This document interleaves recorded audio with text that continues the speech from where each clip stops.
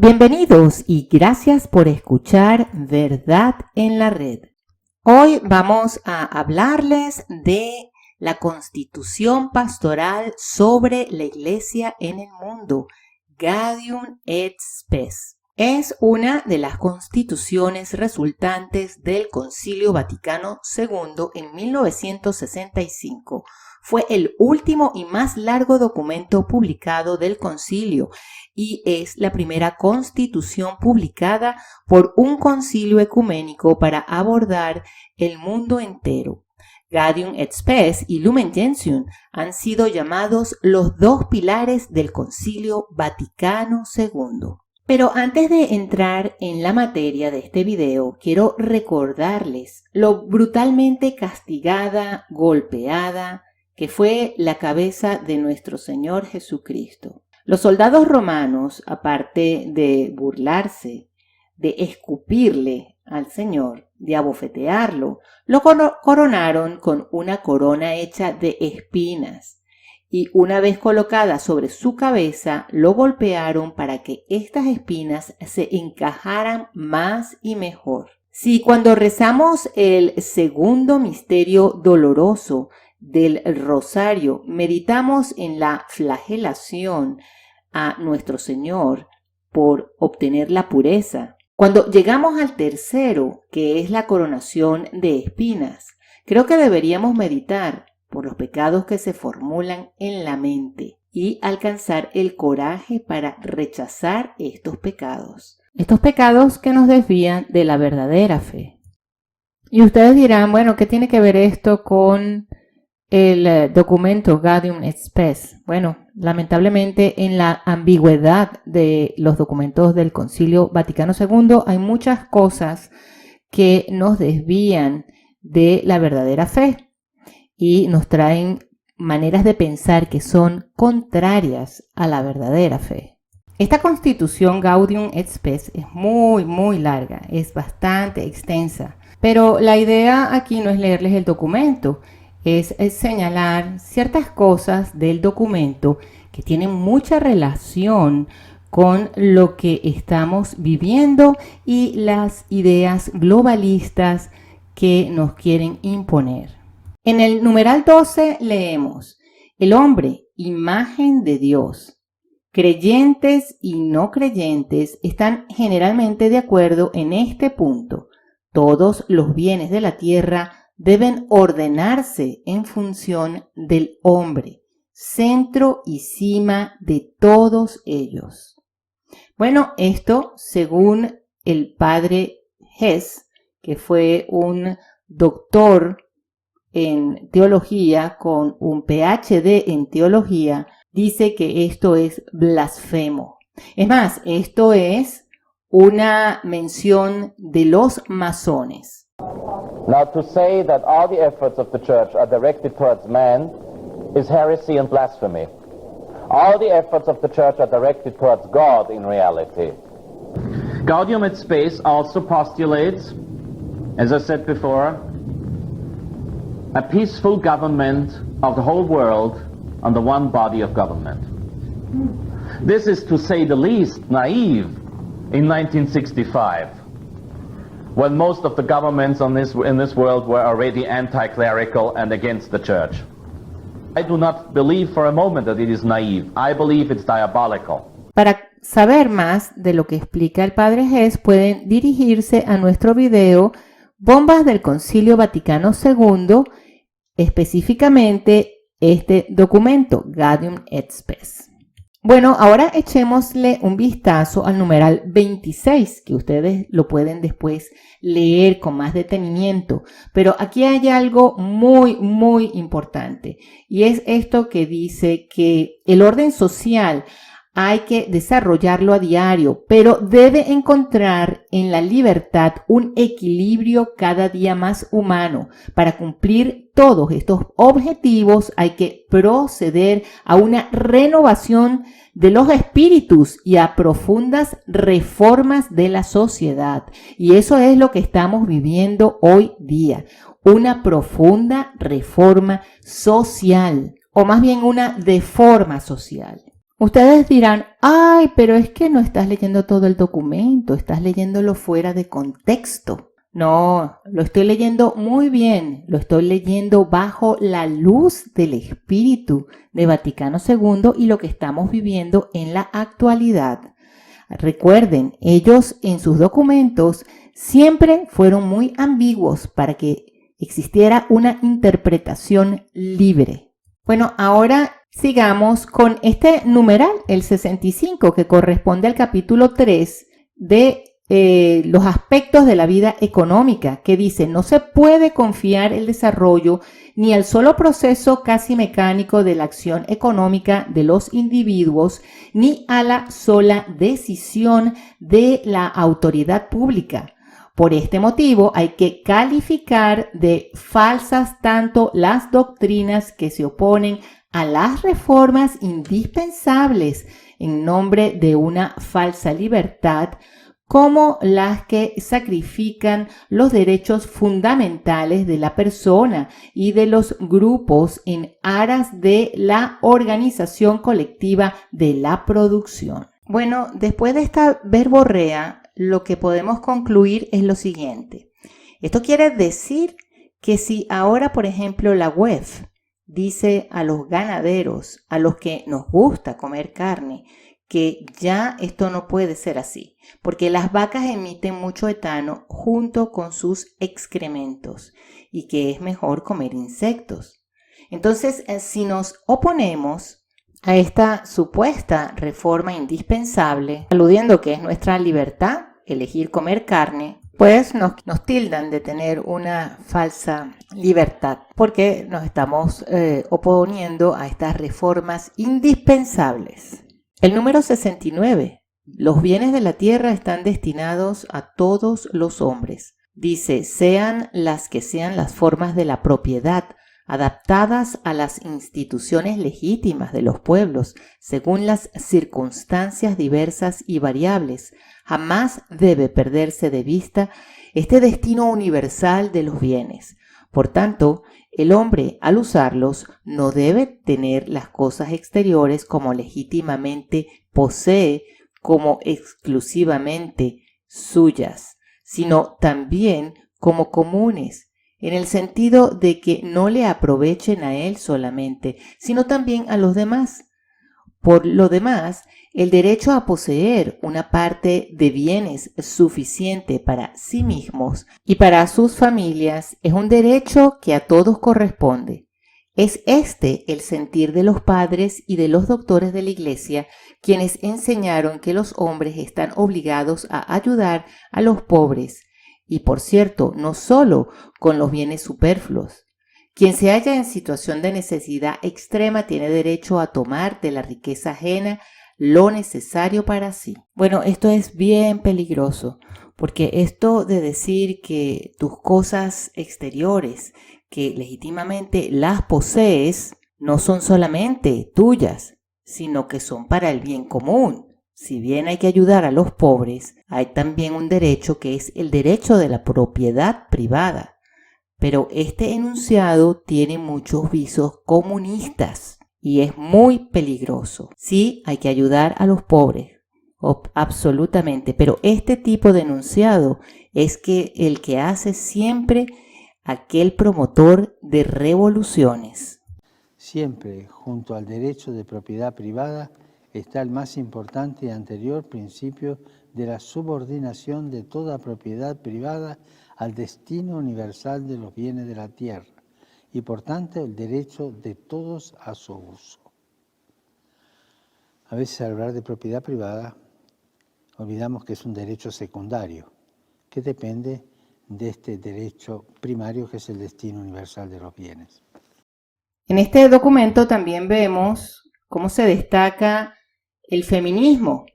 En la sección de aspiraciones más universales de la humanidad, dice que la mujer allí donde todavía no ha logrado, reclama la igualdad de derecho y de hecho con el hombre. Bueno, ¿será que esto le va a dar entrada al sacerdocio a la mujer? Porque si aquí están diciendo que está reclamando igualdad de derecho y de hecho con el hombre, bueno, se interpreta bajo la lupa de muchas cosas. Aquí hay un numeral bien interesante que se me olvidó mencionarlo anteriormente.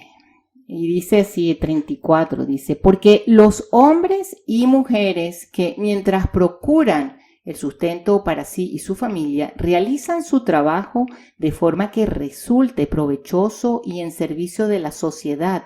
Con razón pueden pensar que con su trabajo desarrollan la obra del Creador, sirven al bien de sus hermanos y contribuyen de modo personal a que se cumplan los designios de Dios en la historia. Esto, queridos hermanos, es la filosofía del Opus Dei. Es por eso que el Padre Ges dice lo siguiente. The entire document, Gaudium et Spes, that's the document on the church in the modern world, was written in a sense, not directly but indirectly, written by the founder of the Opus Dei, the so-called, because he isn't, the so-called blessed José María Escrivá de Balaguer, who wanted the church to be a society based on the laity, a concept that has been condemned by Pius X in his encyclical on modernism. He wanted the church to conform to the modern world, and he wanted a one-world government. Bueno, no solamente Monseñor Escrivá colaboró con el escrito de este documento, hay otros que ya vamos a mencionar, pero parece ser que tuvo una participación importante. Y de hecho, el Opus Dei hace que el trabajo sea el medio específico de santidad. Eso lo ha dicho muchísimas veces Escrivá en sus libros, en los libros del Opus Dei. Esta es otra novedad más. Lo que sí es interesante destacar es lo siguiente. Hubo un movimiento político religioso en Francia fundado por Marc Sagnier. El objetivo de este movimiento político religioso era llevar el catolicismo a una mayor conformidad con la República Francesa en cuanto a sus ideales socialistas, con el fin de proporcionar una alternativa al marxismo y otros movimientos obreros anticlericales. Este movimiento se llamó Les Sillons, que quiere decir el surco o el camino. Qué casualidad, ¿no? Que es Surco o Camino, uno de los libros más importantes que promociona la obra del Opus Dei. Este movimiento, Les Sillons, decían que era un movimiento secular, pero que tenía un profundo viso religioso. Y este movimiento creó una confederación de grupos destinados a ser círculos de educación católica. Qué casualidad que en el Opus Dei se llaman círculos las reuniones donde se imparte un poquito de la enseñanza entre las supernumerarias. Entonces, aquí volviendo a Les Sillons, estos jóvenes sacerdotes, porque eran para los sacerdotes también, iban a discutir sobre religión y sociedad. La intención era crear una atmósfera menos jerárquica en la iglesia, en la que las ideas surgieran de los sacerdotes y laicos ordinarios. La organización encontró una considerable popularidad, hasta tuvo 500.000 miembros en Francia. Inclusive al principio el Papa Pío X, pero una vez que se dieron cuenta por dónde iba este movimiento, fue condenado por la Iglesia y por el Papa Pío X con su carta papal del 25 de agosto de 1910, Notre Charge Apostolique, nuestro mandato apostólico. Como resultado, la organización se disolvió. El Papa cuestionó las tendencias socialistas del movimiento católico Les Sillons de Marc Sagnier. Dijo que los sillonistas querían nivelar por completo las diferencias sociales y crear una iglesia mundial única, uniéndose a los incrédulos. El Papa enfatizó que una visión católica de la justicia social significaba considerar las necesidades tanto de los poderosos como de los pobres.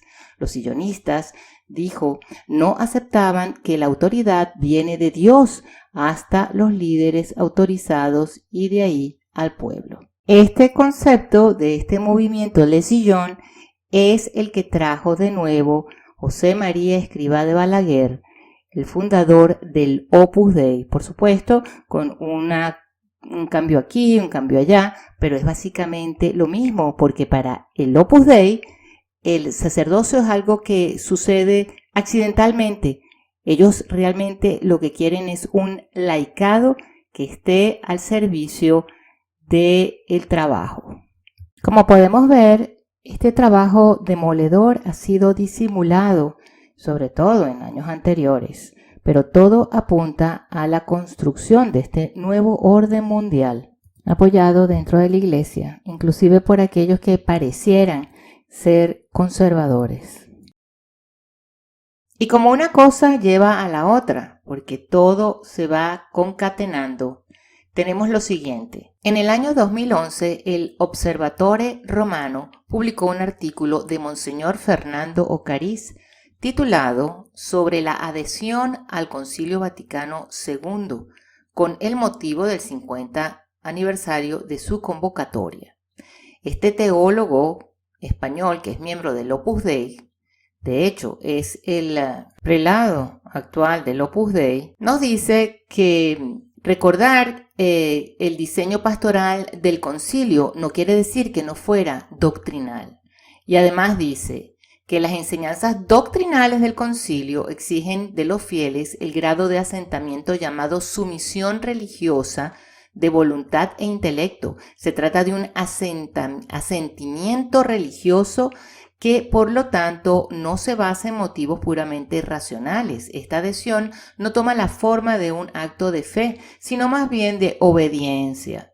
No es meramente disciplinaria, sino que está arraigada en nuestra confianza en la asistencia divina dada al magisterio y por tanto dentro de la lógica y bajo el impulso de la obediencia a la fe. Los documentos del magisterio pueden contener, como es el caso de los documentos del Concilio Vaticano II, elementos que no son precisamente doctrinales y de carácter más o menos circunstanciales. Entonces, Monseñor Brunero Gherardini, exprofesor de Eclesiología de la Pontificia Universidad Laterense y director de la revista teológica internacional Divinitas, se pregunta, ¿cómo puede ser coherente declarar que un vuelco tan radical de la tradición tridentina es también perfectamente coherente con el magisterio precedente y constituye un material dogmático válidamente infalible y reformable? Reconozco con franqueza que no entiendo. Y además le contesta al comentario de Ocariz, donde dice lo siguiente: Gaudium et Spes debe leerse con atención y sin ideas preconcebidas. Cabría preguntarse después de todo qué conexión puede tener la gran mayoría de los temas tratados en ella, no solo en la segunda parte, sino también en la primera del texto, con la naturaleza y actividad apostólica específica de la Iglesia. Esta novedad sitúa a la Iglesia en el plano de los estados y sus instituciones, hace de la Iglesia un orador entre otros y la despoja no tanto de su función como conciencia crítica de la historia, sino más bien de su naturaleza de Sacramentum Christi y de su subsiguiente responsabilidad en cuanto a la salvación eterna. El hecho de haber desplazado el eje de la balanza entre la verdad revelada y la libertad religiosa, el hecho de haber fijado una u otra innovación, especialmente la libertad religiosa, sobre bases bíblicas poco claras, todo ello para intentar dar credibilidad teológica a un acto social ideal de tolerancia, organización y gobierno, es precisamente la Gaudium et Spes, la que se deshizo del concepto de pedir a la revelación que solucionara los problemas temporales y la que se atrevió a esperar a que la Iglesia proponga soluciones que no le corresponden a ella. Como vemos, hay una discrepancia grandísima entre estos dos teólogos y vemos cómo el Opus Dei trata, pataleando, de ver cómo arregla para que todo esto quede encajado en la hermenéutica de la continuidad que este mismo teólogo está diciendo que es imposible. Entonces, como hemos visto, todos colaboran con esta organización del nuevo orden mundial, más descaradamente, más reservadamente. Al final hay comunistas de todo tipo, comunistas de filet mignon. Ahora quiero contarles sobre un evento que pocos lo deben conocer, que es lo que se llamó el Pacto de las Catacumbas. Este es un documento que se emitió en una reunión que sucedió en las catacumbas de Domitila después del Segundo Concilio del Vaticano. Es una reunión histórica de todos los obispos que durante 3 años colocó a la Iglesia en el camino de la reforma y un compromiso sin precedentes con el mundo moderno, iniciando el diálogo con otros cristianos y otras religiones, avalando la libertad religiosa y trasladando la misa del latín a la lengua vernácula, entre otras cosas. Los obispos que se reunieron para la misa en las catacumbas esa noche de noviembre, que se llevó a cabo en noviembre de 1965, firmaron un pacto, un manifiesto que se ha hecho realidad después del concilio. Este manifiesto los comprometía a tratar de vivir de manera ordinaria y es por eso que vemos cómo Pablo VI entrega la corona papal, renuncian por ejemplo al uso de los zapatos rojos con excepción de Benedicto. Francisco, el Papa, no quiere ser llamado Papa o Sumo Pontífice, sino simplemente Francisco. Y bueno, ustedes saben, así muy bajo perfil. Y este pacto de las catacumbas como que se ha hecho ahora súper evidente con Francisco.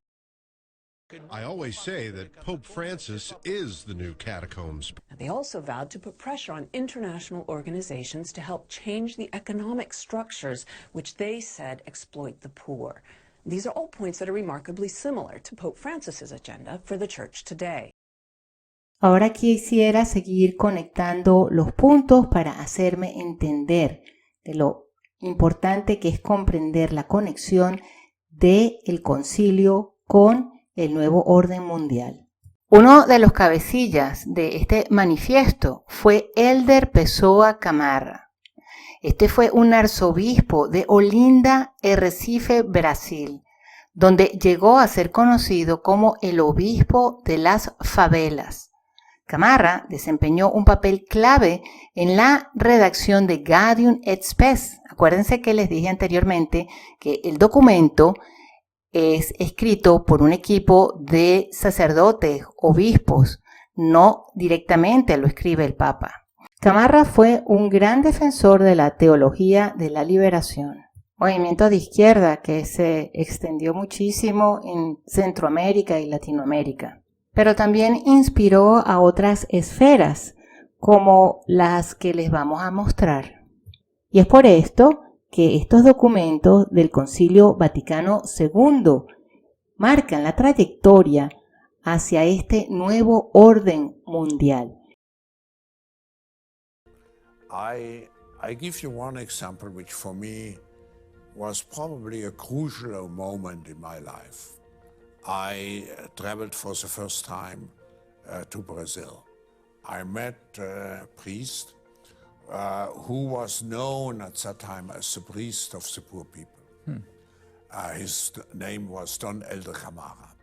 And he brought me to the favelas of Recife, and I was so shocked. And I said, I have to invite this bishop to Davos to tell the people what poverty is. So I invited him to the annual meeting in Davos. But then when I came back in Switzerland, I found out that actually he was forbidden at that time to speak in Switzerland because he was considered to be a communist. And I said, this is for me a test. But then I noticed that many companies told me, if you invite this person who is so much against business, we will not come to Davos anymore. And that's where I had to stand to my values, even at the risk that I would have to give up the World Economic Forum. Wow.